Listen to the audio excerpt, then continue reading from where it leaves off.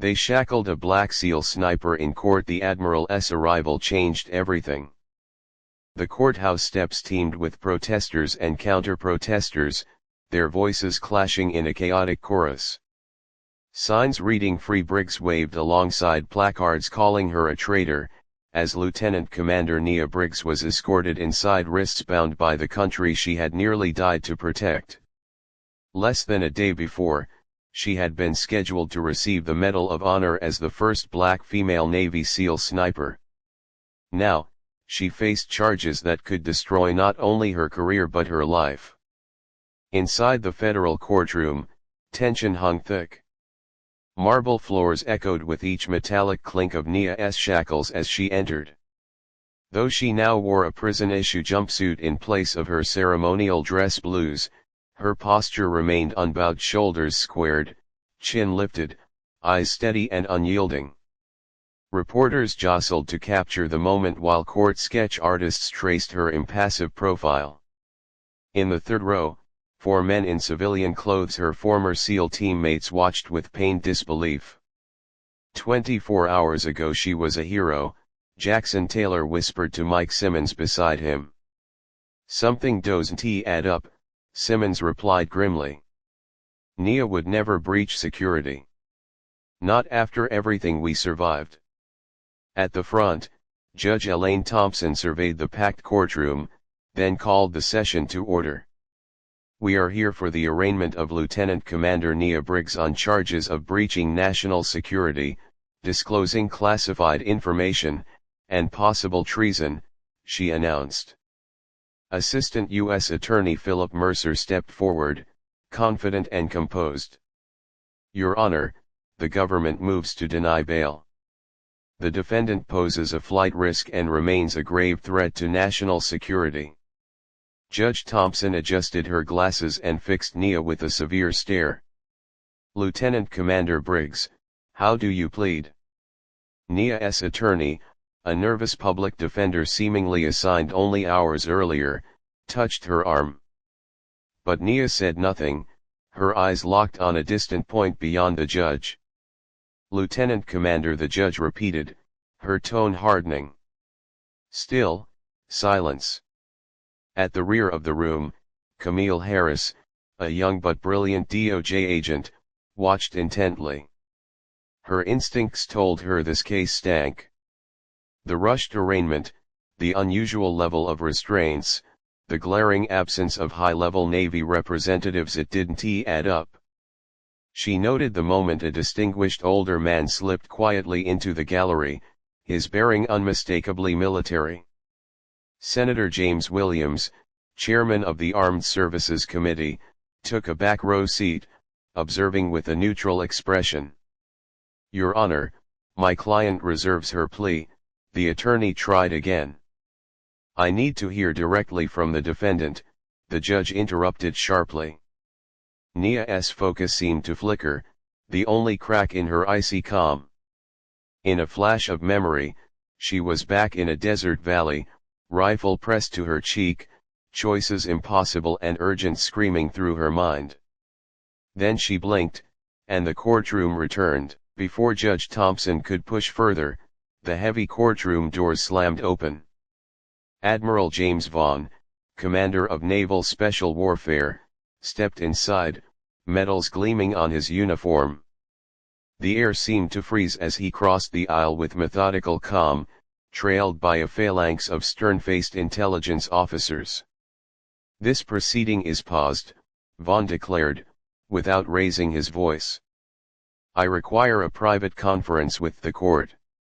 Judge Thompson's lips tightened, but after seeing his unflinching expression, she nodded. Recess for 30 minutes, she ordered, banging the gavel as murmurs rippled through the gallery. As bailiffs began clearing the room, Vaughn's eyes met Nia's. In that silent moment, a fragile understanding seemed to spark a faint easing of tension in her rigid shoulders. Camille Harris stepped out to make a phone call, her mind racing. Digging through secure databases, she confirmed her gut suspicion, this was no routine classified leak. Someone wanted Nia silenced. 2 years earlier, under a merciless Afghan sun, Lieutenant Commander Briggs had led Operation Glass Dagger. She lay concealed on a rocky ridge, eyes on a compound below, as her spotter, Reed Dalton, reported in her ear. "Target area secure, Commander," Dalton relayed. Nia exhaled slowly, scanning through her scope. The compound, disguised as a civilian outpost, hid something far more sinister. Intelligence had flagged it as connected to a rogue CIA-backed unit known as Ember, gone dark 3 months earlier. "Observation only," she reminded her team, relaying their orders from High Command: confirm Ember's presence, collect evidence, and await further directives. But Nia alone knew the full truth: they were tracking Americans, not terrorists. "Movement at the south entrance," Dalton announced. Through her optics, Nia identified Colonel Marcus Reed, Ember's commander. "Confirmed visual," she breathed. Dalton interrupted again, this time sounding troubled. "Commander, thermal shows 20 to 30 more signatures in the east building than briefed. Stationary. Clustered." Nia shifted positions, drawing a new angle on the east structure. Her stomach twisted. The building wasn't a barracks, it was a prison. Dozens of civilians, some clearly not Afghan, malnourished, terrified, packed into filthy cells. "Dalton, do you see this?" she whispered. "Affirmative," he replied, voice tight. Switching to a secure line, Nia called up to Vaughn. "Glass Dagger to Lighthouse, priority, multiple civilians detained, including children. Suspected medical testing." There was a pause. Then Vaughn came back, calm but cold. "Maintain observation. Do not engage." "Sir, they need extraction now," Nia protested. "Negative, Commander," Vaughn insisted. "We need proof before acting." 6 hours later, as night fell and they documented continued abuse, Nia made a decision. "New orders," she said into her comms. "We're moving in." "Commander, that's not the mission," Simmons protested. "I'm overriding," Nia replied flatly. "Team Bravo, create a diversion north side. Charlie, secure the main building. Dalton and I will extract the prisoners." Her team answered without hesitation. They trusted her to do what was right. What Nia didn't know was that Dalton had been compromised. Earlier that day, he had secretly contacted a Black River contractor, a private military company with deep ties to Ember. His message was brief: SEAL team moving in. Glass Dagger compromised. At 0200 hours, controlled explosions rocked the compound's northern perimeter as Team Bravo hit their marks. Nia and Dalton slipped through a side entrance, neutralizing 2 guards. The cells inside were worse than any intelligence suggested: 37 civilians, 9 of them children, many bearing fresh surgical scars, syringes still embedded in their arms. "Get them out," Nia ordered, voice steely as horror burned in her gut. While Dalton helped coordinate the prisoners' escape, Nia found a locked lab at the rear. Inside, she saw computer screens loaded with molecular codes, viral loads, infection rates, a bioweapons facility using live subjects. She quickly downloaded the evidence onto a secure drive. "Commander," Simmons' voice crackled in her earpiece, "heavy reinforcements inbound from the south, no Ember IDs, looks like Black River." Nia felt a chill. Black River shouldn't have been anywhere near. "Fall back to extraction," she commanded. Turning to leave, she found Dalton blocking the doorway, weapon raised. "I can't let you leave with that drive," he said, voice disturbingly calm. "Dalton, what are you doing?" Following my real orders, he replied. Black River pays better than the Navy. And Admiral Vaughn knew. You really think he didn't? Nia hesitated enough for Dalton to lunge. But she moved faster, slamming his arm aside and sending his gun clattering away. The fight was brutal, a tangle of training and betrayal, ending with Dalton unconscious on the lab floor. Team Charlie, she said into her comm, breathing hard, Dalton is compromised. Treat him as hostile. Copy, came Taylor's stunned voice. Explosions pounded the compound as Black River helicopters arrived, firing missiles to erase any evidence. Fires ripped through the buildings. We have to move. Taylor shouted. Nia spotted a small girl frozen in terror as flames closed in. Breaking formation, she ran through the chaos, grabbed the child, and shielded her as a blast tore through a munitions cache. The force hurled them across the ground, but Nia held on. Limping and bleeding, she carried the girl back to the extraction choppers. As the helicopters lifted off, Nia looked down at the inferno below. They had saved 37 souls, but she knew powerful men would never forgive her for defying orders. Command will court-martial me, she told Taylor. But I'd do it again. Back in the present-day courtroom, Nia snapped to attention as Judge Thompson re-entered, visibly shaken. Admiral Vaughn followed, his expression like granite. This court will resume, Judge Thompson declared, though her voice trembled. Due to new classified information presented by Admiral Vaughn, this hearing will proceed in closed session. All non-essential personnel must leave. As the gallery cleared, Camille Harris returned, having worked her contacts to confirm what she feared. This wasn't a prosecution, it was a cover-up. When the courtroom emptied, Vaughn approached Nia. I couldn't stop them from bringing you in, he said quietly, but I can get you out. Nia glared at him. You gave the order to stand down. You knew. I didn't know everything, Vaughn said, regret hardening his features. But I know now. And so does the president. Before she could answer, Prosecutor Mercer barged in. Admiral Vaughn, this is highly irregular. The defendant disobeyed orders and triggered a diplomatic crisis. Vaughn spun to face him, voice like a blade. She disobeyed your illegal orders, Mr. Mercer, and saved 37 people from being vivisected in a black site lab your office helped protect. A hush fell over the room as the doors closed, sealing away the truth and the storm yet to come. Mercer's face paled. That's a serious accusation, Admiral. It's not an accusation, Vaughn replied evenly. It's a fact. And it will become very public if these charges aren't dropped. From her place at the defense table, Nia watched the exchange with the same unflinching focus she'd used on countless battlefields. For 2 years, she'd held her silence, protecting the rescued civilians by refusing to expose them. But now, the line had been crossed. As the classified hearing began, Judge Thompson fixed her sharp eyes on Nia. Lieutenant Commander, I believe it's time you told this court what really happened during Operation Glass Dagger. Nia's shackles rattled as she stood.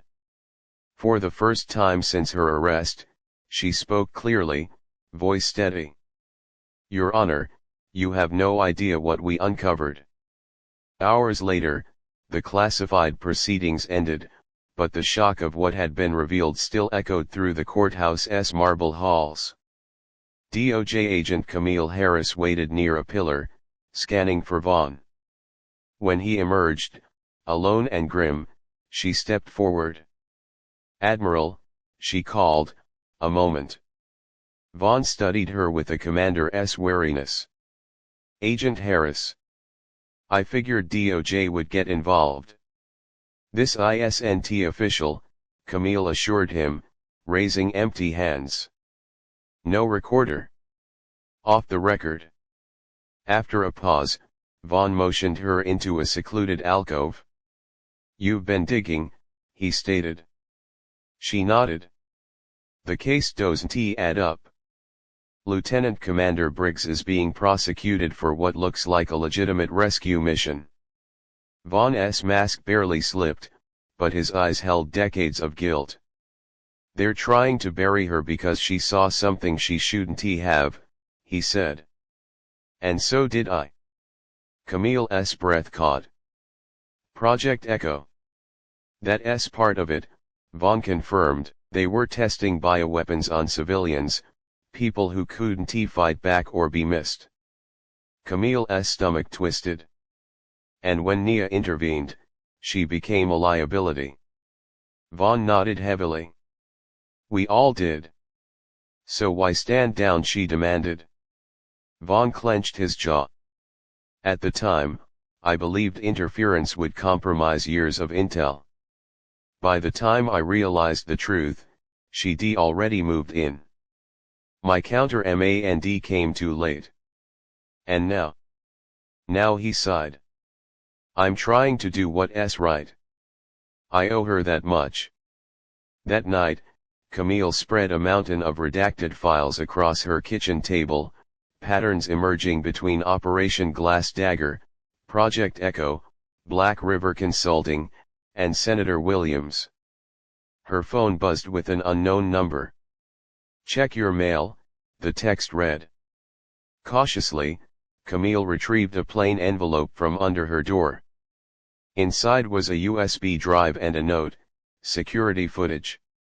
Destroy after viewing." Heart pounding, she plugged it into her laptop. The unfiltered video played immediately: Nia's team breaching the compound, freeing emaciated prisoners, comforting terrified children, and shielding them from explosions. One clip showed Nia cradling a small girl as a fireball erupted nearby, protecting her with her own body. Camille whispered into the empty apartment, "This isn't treason. It's a cover-up." The next morning, Judge Thompson watched the same footage, her steely composure cracking. "Get me Admiral Vaughn," she ordered. "And clear my docket for the day." Across town, former SEAL teammates Jackson Taylor and Mike Simmons sat in a quiet diner. "She's being railroaded," Taylor muttered. Simmons tapped the table, worry etched on his face. "Our oath was to the Constitution, not these monsters. I can't lie to my daughter about where I stood." Taylor nodded after a moment. "Then we go on record." Meanwhile, in Senator Williams' paneled office, the senator paced. "We were supposed to bury this quietly," he snapped. Lawrence Pierce, CEO of Black River, barely looked concerned. "It's contained. Briggs will be convicted under the Espionage Act, no public record. And Vaughn. If he pushes," Pierce said smoothly, "we leak evidence showing he approved the original bioweapons tests." Williams paused. "Can it trace back to me?" "Never." Pierce smiled coldly. "And I've drafted a bill redefining whistleblowing as treason. Briggs will be the example that protects us from future leaks." Williams relaxed, pleased. "Perfect." Back at DOJ headquarters, Camille was ordered into Deputy Director Wilson's office. "You're reassigned," he told her without looking up. "Alaska." Camille kept calm. "On what grounds?" "Glass Dagger is off limits," Wilson growled. "Keep pushing and you won't just lose your job." Camille walked out in silence. She would not be on that flight. In Virginia, Farid Nasser, Nia's former interpreter, watched news coverage of the trial with growing dread. The phone rang a secure line. "Mr. Nasser," Vaughn's voice said, "I think it's time." "I've been ready," Farid replied. but my visa was denied. That's handled, Vaughn promised. There's a car outside to take you to Andrews Air Force Base. Faird looked out the window at a black SUV. I'm on my way. Neither of them saw Black River's team moving in to intercept him. Back in court, the mood had shifted. Judge Thompson appeared rattled, Mercer defensive, and Nia now flanked by skilled military lawyers. The government offered edited video showing Nia contradicting orders, framed to look like sabotage. Vaughn stood. That footage is doctored. Mercer bristled. That's a serious claim. Vaughn produced a sealed presidential file. Here's the unaltered footage and Project Echo's documents. The courtroom exploded in chaos as officials argued, reporters pushed against the glass, and security scrambled. Judge Thompson slammed her gavel, calling for order. At that moment, the courtroom doors burst open. Faird Nasser, bruised and bloody, staggered in with Camille Harris. Your Honor, Camille shouted, holding her badge, this witness was attacked trying to reach the court. Black River is behind it? Senator Williams went pale. Mercer looked ready to collapse. Judge Thompson took a breath. This court will hear unaltered evidence and full witness testimony. Vaughn stepped forward with the evidence. What you're about to see ties a bioweapons program, a private contractor, and our own government in a conspiracy. Lieutenant Commander Briggs exposed at great personal risk. The true footage played. Raw and unfiltered, it showed Nia saving civilians, fighting to protect them, and defying corrupt orders. When it ended, the courtroom was so silent they could hear the air vents humming. One veteran in the back began to weep. Judge Thompson removed her glasses, eyes misted. Court recess for 30 minutes, she announced hoarsely. As people shuffled out, Nia's shoulders sagged. For the first time since her arrest, she buried her face in her hands, silent sobs breaking free. Her attorney leaned in gently. You did the right thing, he murmured. I begged command, she whispered through tears. There was a little girl 5 years old. They were injecting her every day, tracking her symptoms. We could have saved them all, but they said it was too risky. Her voice cracked. They ordered me to leave them to die. In chambers, Judge Thompson confronted Vaughn, anger plain on her face. This order to burn the site came from you, she said. Vaughn nodded, voice hollow. Based on false intel. I tried to countermand it, but I was too late. 17 minutes, Thompson read from a timestamp. That's how long you had to reverse it? Vaughn's shoulders slumped. 17 minutes in which I failed 37 civilians and one of the best officers I ever commanded. Outside, Camille tended to Faird's wounds in a secure vehicle. They were waiting for me, he said shakily. I suspected they'd try, she admitted. If you hadn't come. Some things are worth risking, Camille replied, remembering Nia's courage. She said the same, Faird nodded. Back in court, Judge Thompson returned. We will now hear testimony regarding Operation Glass Dagger, she declared. Mr. Nasser, please take the stand. Faird testified to the horrors of the compound, Nia's leadership, and how she shielded 2 children in the helicopter under heavy fire. Camille noted the judge touching a small photograph by her pad. A Navy officer, perhaps a brother or son, understanding dawning in Thompson's gaze. Next, Simmons and Taylor spoke, backing up Faird's account. Then, the government called Reed Dalton. Shackled and sullen, he took the stand. Did Lieutenant Commander Briggs break orders? Mercer asked. Yes, Dalton said, she broke orders to let children die. Mercer's jaw tightened. Answer only the question. Dalton refused. You need the full truth. I was on Black River's payroll. They threatened my family if I didn't cooperate. When Briggs went in, I warned Black River. That's why they fired missiles. That's why people died even after rescue. The room fell into stunned silence.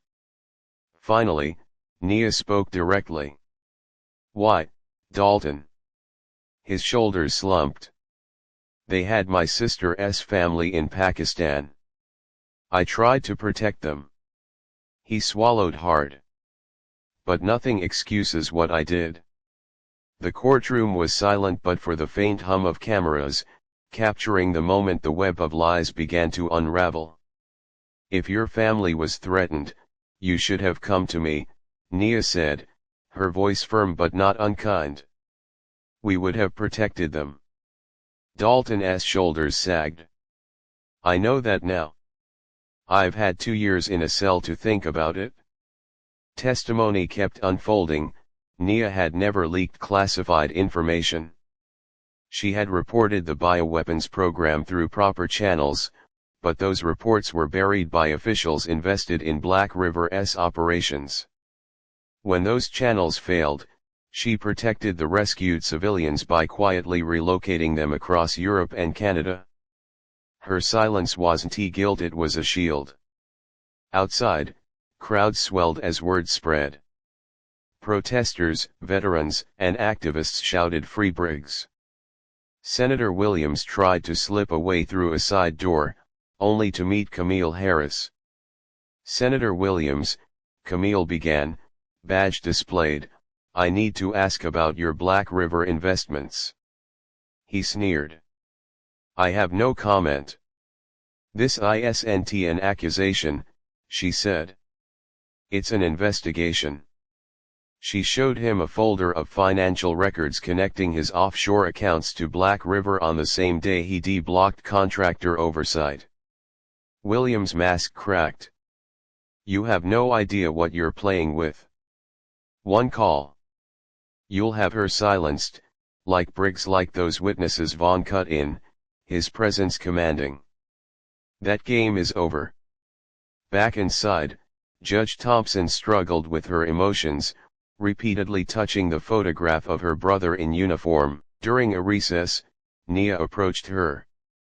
Your Honor, the man in your picture was a SEAL, wasn't he? The judge's composure slipped. My brother? Commander Michael Thompson. Killed 2 years ago.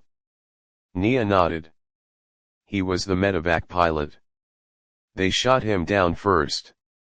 I wanted to hate you, the judge admitted, voice breaking, but now I know he died trying to save innocent people like you did. When court resumed, Thompson's voice was strong. Having reviewed the evidence, I find Lieutenant Commander Briggs acted with moral courage. All charges dismissed. Relief swept through the room until a squad of federal agents in tactical gear stormed in, led by a woman in a dark suit. This court is adjourned, she declared, flashing a badge. Lieutenant Commander Briggs is remanded to federal custody under National Security Directive 1949. On whose authority Vaughn challenged. Director Kessler, Office of International Security. As they replaced Nia's handcuffs, she locked eyes with Camille. The silent message was clear, this wasn't over. In a black SUV, Director Kessler studied Nia. Most would have broken by now, she said. I'm not most people. That's what makes you dangerous. Hours later, they reached a disguised black site built in an abandoned mine. Deep underground, Nia was locked in a barren cell. No windows, no air vents, no escape. But she steadied her breath, the same way she had in sniper positions, and waited. Meanwhile, Judge Thompson sat alone in chambers, stunned by her powerlessness. Camille arrived with a folder. Your Honor, they've taken Nia to a black site. We have to act. Thompson hesitated. I have no jurisdiction. Camille laid out documents proving OIS had been running extrajudicial detentions for years. I need your help reaching someone who does have that authority. Who? Admiral Vaughn. Across town, Vaughn faced a grilling at the Pentagon. Officials slammed him for submitting classified material to a civilian court. With respect, Vaughn shot back, those documents were cleared. Not through our channels, snapped Thomas Reed from the CIA. Your channels are compromised, Vaughn replied. Project Echo was a rogue program. He placed a thumb drive on the table. This goes public if anything happens to Briggs or me. That's blackmail, Reed snarled. Call it insurance, Vaughn countered. His phone buzzed, a message from Camille found her. OIS Facility 7. Tribunal at 0600. Vaughn rose. Gentlemen, I have somewhere to be. Meanwhile, Eli Chen, an ex-NSA cryptologist, was hacking into OIS servers, pulling video evidence of Project Echo's horrific experiments, children, civilians, all marked as test subjects. Kessler's signature appeared on every authorization. When Camille called him, Eli's voice was grim.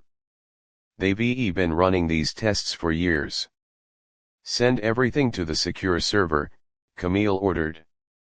And be careful.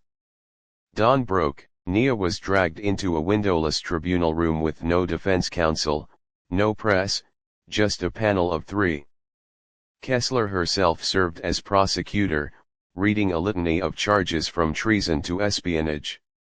Nia kept silent.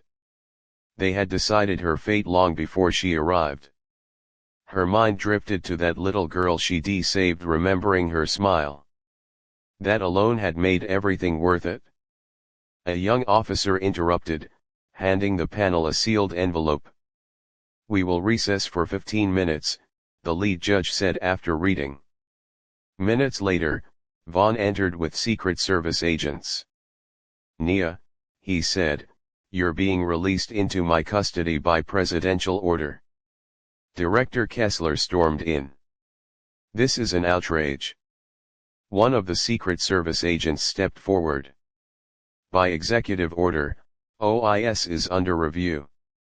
All detainees are to be transferred to federal custody. Kessler's face twisted with rage. This goes higher than you can imagine. Vaughn met her glare evenly. Then we'll bring them down too. As Nia was unshackled, her legs trembled, but she stood tall. Vaughn guided her out, shielded by Secret Service, while Kessler fumed behind them. Outside, Camille waited in a secure SUV, Eli on comms with a fresh data drop.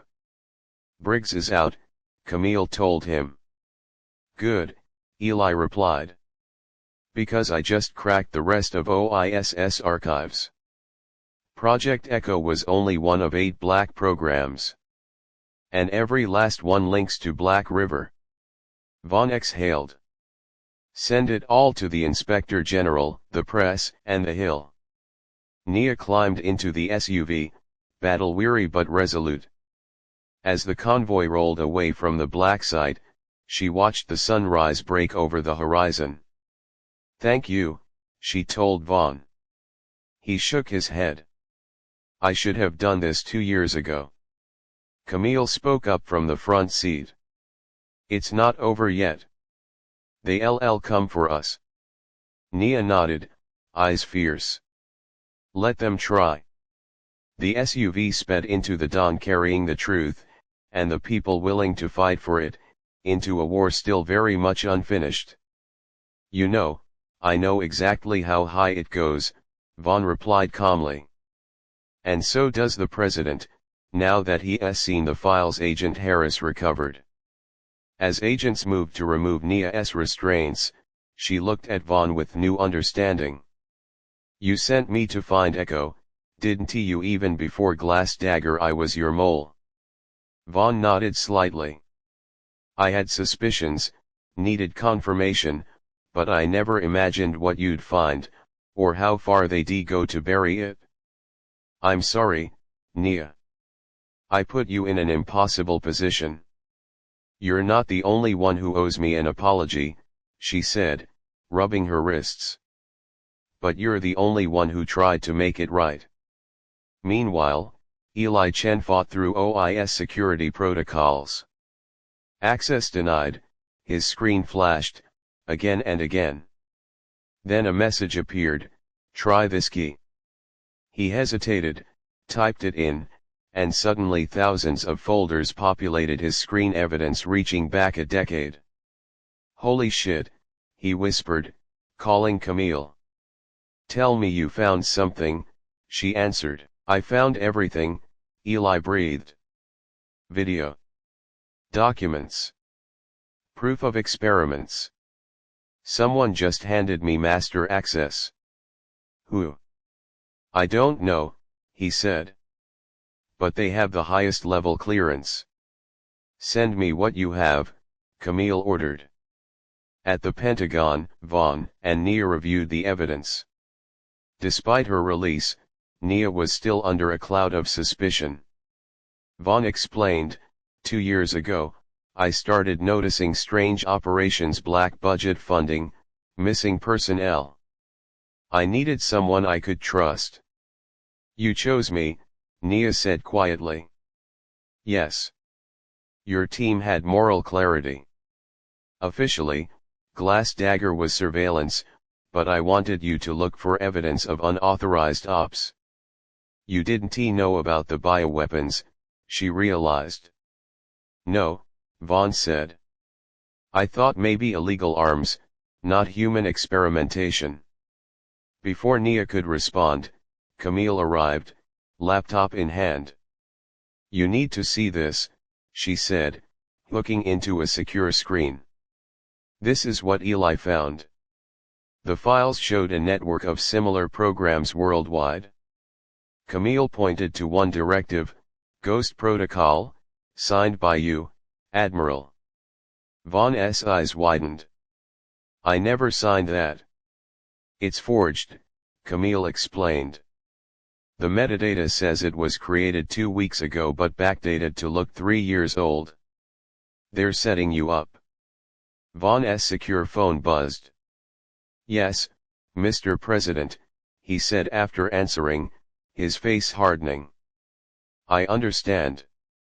He hung up. They've summoned me to testify at an emergency hearing. It's a trap, Nia said immediately. I know, Vaughn nodded.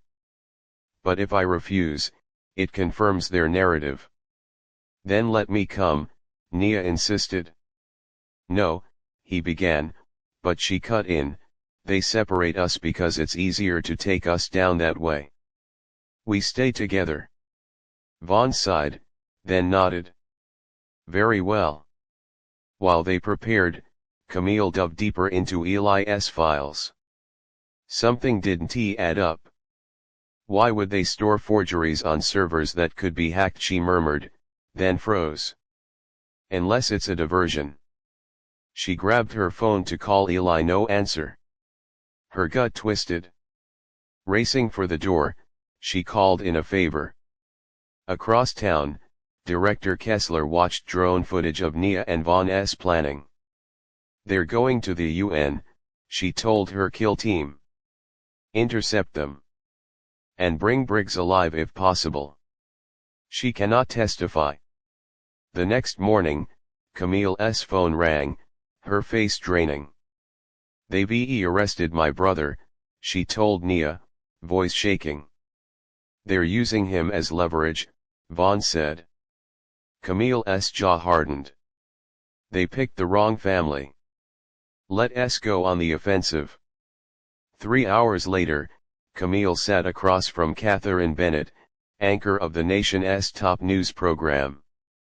Partially disguised, Camille laid out the evidence of Project Echo, Ghost Protocol, and illegal detentions. This sounds like a totalitarian regime, Bennett whispered, stunned. That's exactly the point, Camille replied. If anything happens to me or my sources, the evidence will be released worldwide. Phones lit up across Washington. Senator Williams watched, horrified, as his name was linked to Black River. At the Pentagon, generals scrambled. Kessler's world crumbled as Camille's broadcast went viral. Meanwhile, at a private airstrip, Farid Nasser helped load 17 traumatized survivors onto a chartered plane. Your testimony will make a difference, he told a frightened girl. Will it? She asked. Yes, Farid said. Because the truth has power. Nia and Vaughn watched as the plane taxied. Once they're gone, Vaughn warned, there's no turning back. They've already called it treason, Nia said. At least the truth gets out. Suddenly, Camille arrived, breathless. They're coming, OIS tactical team, 10 minutes out. Vaughn barked at the pilot, get them in the air now. As the plane lifted, another car arrived. Senator Williams emerged, alone. Unexpected, Vaughn said. Williams looked haunted. I'm here to make a deal. Briggs gets a pardon, the survivors get hush money, and the echo evidence stays classified. Nia stepped forward, anger radiating. This isn't politics, Senator. It's justice. You're making a mistake, Williams warned. There are people who will never face consequences. Time to choose, Vaughn told him as helicopters roared in the distance. Williams backed away. Camille pulled Nia and Vaughn toward her SUV. Plan B, she said. As the jet vanished into the sky, Camille handed Nia her phone. On screen, Eli Chen, alive, from his hospital bed, began revealing the evidence on a global live stream. The Dark Echo Truth hashtag exploded. At the UN, an emergency session was called. As the world watched, Kessler realized her operation was doomed. 2 weeks later, Nia stood before the United Nations Commission, in full dress uniform, medals gleaming. My silence is not for sale, she declared. The truth has names and faces. I carry them all. For an hour she described Project Echo, the tortured civilians, the cover-up. She named names, cited dates, showed documents. A Russian delegate challenged, aren't you a traitor? Nia answered without hesitation. I swore to defend the Constitution. That doesn't include protecting criminals who hide behind power.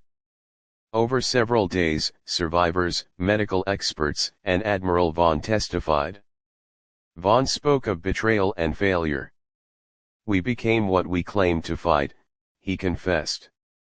In Washington, the fallout was enormous. Kessler was arrested fleeing the country. Senator Williams resigned in disgrace. Black River assets were frozen. Camille Harris was appointed to lead an independent oversight task force. Her first act freed her brother.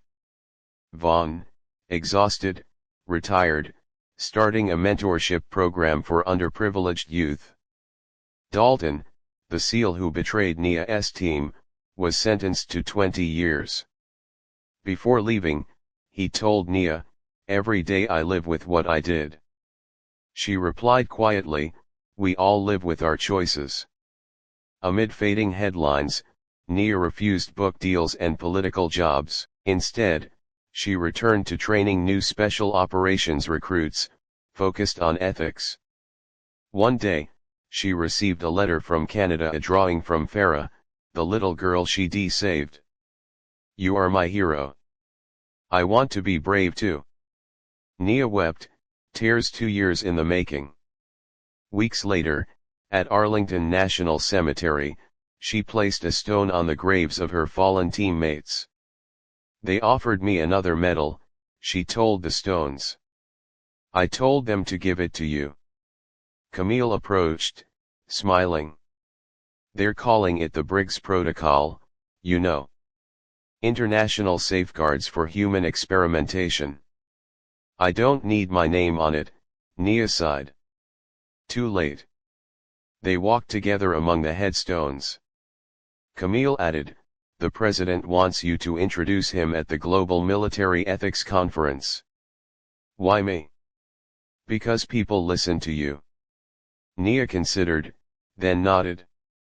I'll be there. At the conference, facing military leaders and human rights advocates, Nia spoke with conviction. 2 years ago, I chose conscience over orders. It came with a heavy price, but it was the right choice. We serve to protect, not to hide. The truth is our greatest weapon. When we justify anything, even atrocities, in the name of security, we become what we claim to fight. She paused, eyes scanning the audience. Survivors of Project Echo. Admiral Vaughn, Camille, Faird, the people she had saved and who had saved her. Together, they had exposed the rot, held the powerful accountable, and proven that even in darkness, integrity could prevail. Lieutenant Commander Nia Briggs, once a prisoner, now stood before the world unchained, a voice for the voiceless, a warrior for truth. When our own government betrays its highest ideals, would you have the courage to stand alone for justice even at the cost of everything?